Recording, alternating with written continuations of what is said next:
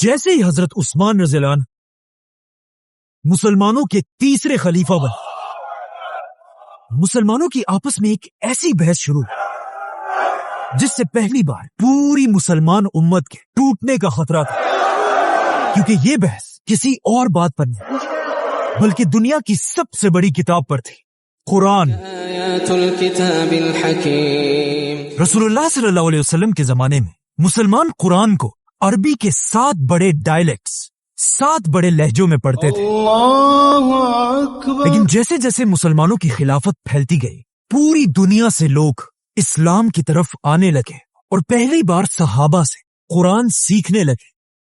لیکن اب مسئلہ یہ تھا، یہ نئے مسلمان صحابہ سے الگ الگ لہجوں میں قرآن سیکھتے تھے، جو پہلے تو کوئی بڑا مسئلہ نہیں تھا، لیکن آہستہ آہستہ کچھ نئے لوگ اپنے لہجے کو صحیح کہنے لگے اور دوسروں کے لہجوں کو غلط، اور حالات اتنے خراب ہوئے کہ کچھ مسلمان قرآن کے ان لہجوں کی وجہ سے ایک دوسرے کو کافر کہنے لگے۔ اسی طرح یہ بحثیں بڑھتی گئی اور تیسرے خلیفہ حضرت عثمان کے دور میں اپنی پیک پر پہنچی۔ حضرت عثمان کے دور میں مسلمانوں نے یہ سارا علاقہ فتح کر لیا تھا اور اب مسلمانوں کی فوج تیزی سے آذربائیجان کی طرف بڑھ رہی، لیکن وہیں آذربائیجان میں جب ایک دن مسلمانوں کی فوج نماز کے لیے کھڑی ہوئی، نماز کے فوراً بعد مسلمانوں کی فوج کی آپس میں ایک بہت ہی خطرناک بحث شروع ہوئی، جس میں مسلمان ایک دوسرے کے قرآن پڑھنے کے طریقے کو غلط کہنے لگے اور صرف اپنے لہجے کو اصل قرآن کہنے لگے۔ آخر یہ بحث اتنی بڑھ گئی کہ ایسا لگنے لگا کہ اب مسلمان پہلی بار ایک دوسرے کے خلاف ہی تلواریں نکالیں گے۔ لیکن مسلمانوں کی اس فوج میں ایک بہت بڑے صحابی بھی موجود تھے، حذیفہ بن یمان رضی اللہ عنہ۔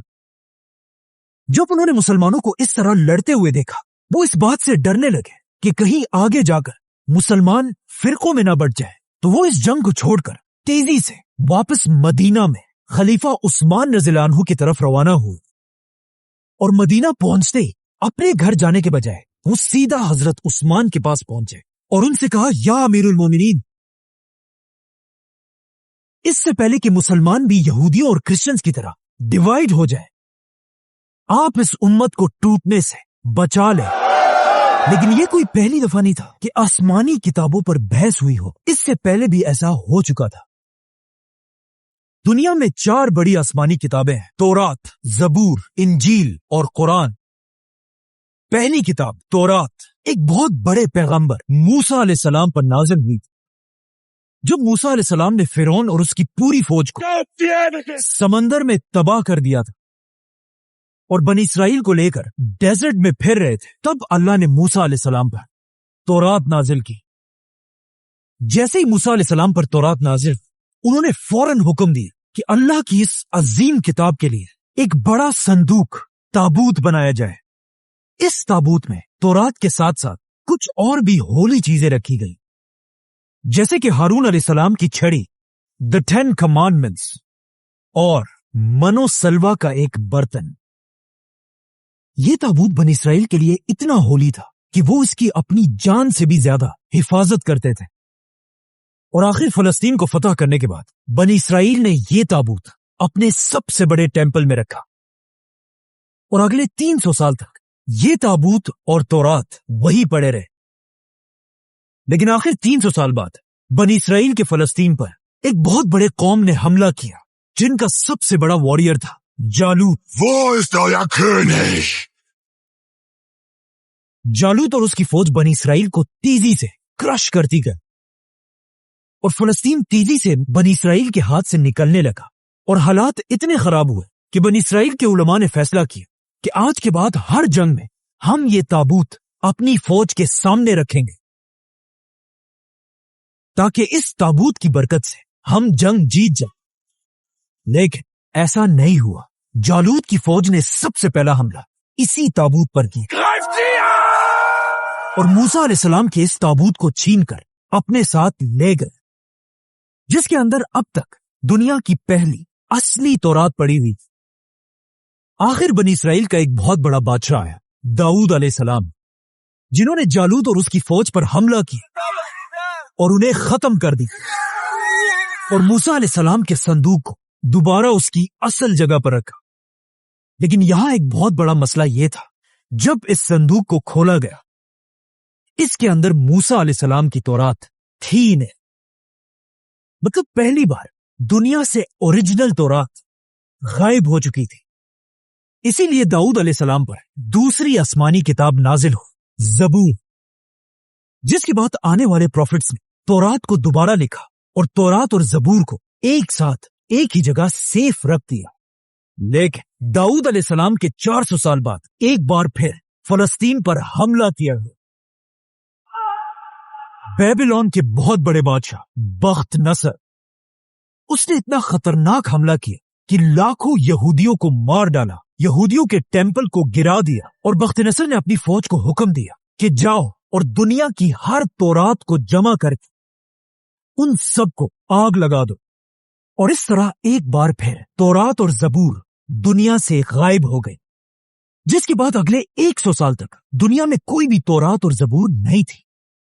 आखिर 100 साल बाद एक यहूदी ने दोबारा तौरात लिखी, लेकिन कुछ अरसे बाद फिर एक बादशाह ने हमला किया और तीसरी बार दुनिया की सारी तौरात को जला दिया, जिसके बाद यहूदियों ने बैठकर फिर दोबारा तौरात लिखी। इसी तरह आज दुनिया में जो तौरात है, द हिब्रू बाइबल, वो मूसा अलैहिस्सलाम की ओरिजिनल किताब नहीं, बल्कि दुनिया से 3-4 बार गायब होने के बाद दोबारा लिखी गई है। इसीलिए आज दुनिया में कोई भी यहूदियों की इस किताब को मूसा अलैहिस्सलाम की असल किताब नहीं मानता, इवन यहूदी भी नहीं। The Bible is literally not true. अब तौरात के बार बार गायब होने और जला दिए जाने की वजह से तौरात इतनी बिगड़ चुकी थी कि अब दुनिया में अल्लाह की कोई भी आसमानी किताब अपनी असल शक्ल में मौजूद नहीं थी। इसीलिए यहां पर अल्लाह ने अपने बहुत बड़े पैगंबर ईसा अलैहिस्सलाम पर अपनी तीसरी आसमानी किताब नाजिल की, इंजील।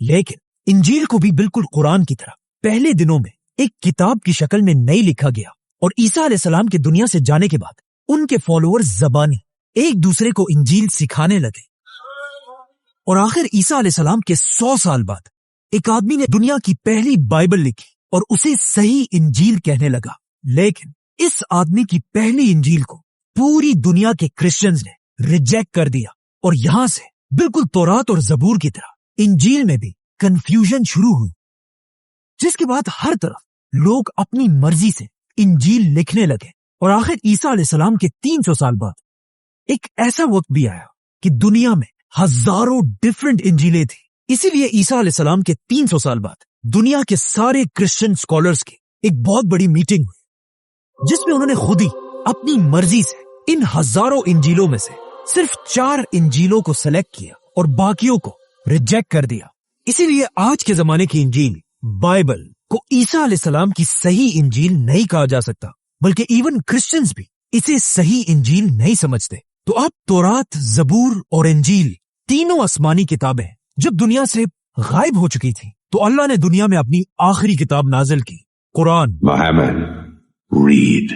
लेकिन बिल्कुल तौरात, ज़बूर और इंजील की तरह जब मुसलमान हजरत उस्मान के दौर में कुरान पर भी बहस करने लगे, उसी वक्त हुज़ैफा बिन यमान रज़ियल्लाहु अन्हु खलीफा उस्मान के पास पहुंचे और उनसे कहा, या अमीरुल मोमिनीन, इससे पहले कि मुसलमान भी बिल्कुल यहूदियों और क्रिश्चियंस की तरह अल्लाह की किताब पर इख्तिलाफ में पड़ जाए, आप इस उम्मत को बचा लें।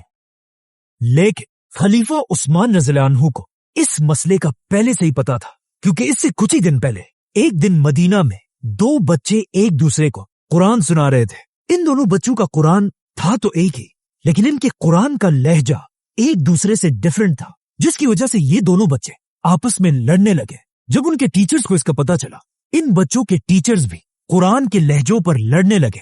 आहिस्ता आहिस्ता ये लड़ाई इतनी फैल गई कि ये मसला सीधा खलीफा उस्मान तक पहुंचा। तो अब जब मदीना से लेकर खिलाफत के बॉर्डर्स तक लोग कुरान के लहजों पर बहस करने लगे थे, तब हजरत उस्मान ने अपनी जिंदगी का सबसे बड़ा फैसला किया और मदीना के सारे बड़े सहाबा को मस्जिद नबवी में जमा किया और फिर रसूलुल्लाह सल्लल्लाहु अलैहि वसल्लम के मिंबर पर खड़े होकर कहा कि वक्त आ चुका है, पूरी दुनिया के मुसलमानों को कुरान के एक ही लहजे पर यूनाइट किया जाए।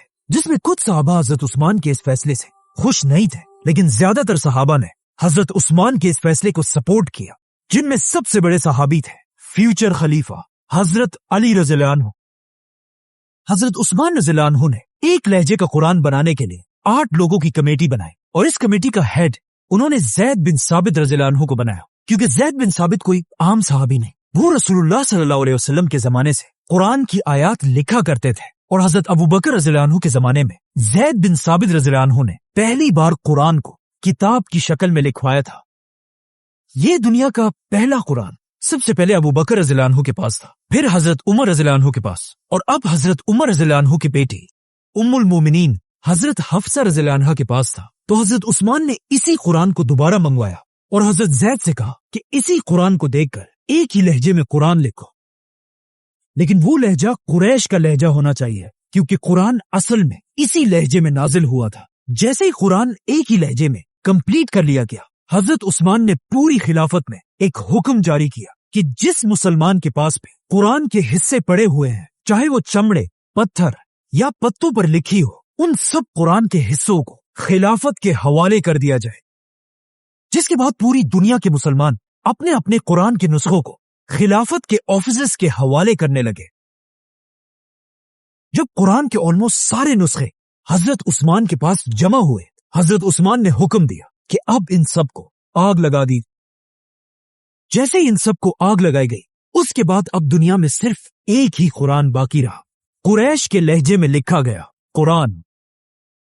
जिसके बाद हजरत उस्मान ने इसी कुरान के 7 कॉपीज बनाई और उसे खिलाफत के हर बड़े शहर की तरफ भेज दिए और पूरी दुनिया में ऐलान किया कि आज के बाद पूरी दुनिया के मुसलमानों का एक ही यही कुरान होगा। हजरत उस्मान के इसी कुरान को आज पूरी दुनिया के बिलियंस ऑफ मुसलमान डेली पढ़ते हैं और हजरत उस्मान के जमाने का कुरान दुनिया के कुछ हिस्सों में पड़ा हुआ है। उज़्बेकिस्तान, इस्तांबुल, दमिश्क और इवन बर्मिंघम में भी उसी कुरान का कुछ हिस्सा आज तक पड़ा हुआ है। This remarkable document had been resting on the shelves of the university library for decades. इस तरह हजरत उस्मान ने कुरान को आज के तौरात और इंजील की तरह बिगड़ने से बचा लिया, क्योंकि आज पूरी दुनिया में कोई भी कुरान की ऑथेंटिसिटी पर सवाल नहीं उठा सकता। अब हजरत उस्मान ने पूरी दुनिया के मुसलमानों को एक कुरान पर यूनाइट तो कर लिया था, लेकिन मुसलमानों की खिलाफत, जो इससे पहले बहुत तेजी से हर तरफ फैल रही थी, अब बिल्कुल स्टॉप हो चुकी थी और रोमन एम्पायर की फौज मुसलमानों को एक कदम भी आगे रखने का मौका नहीं दे रहे थे।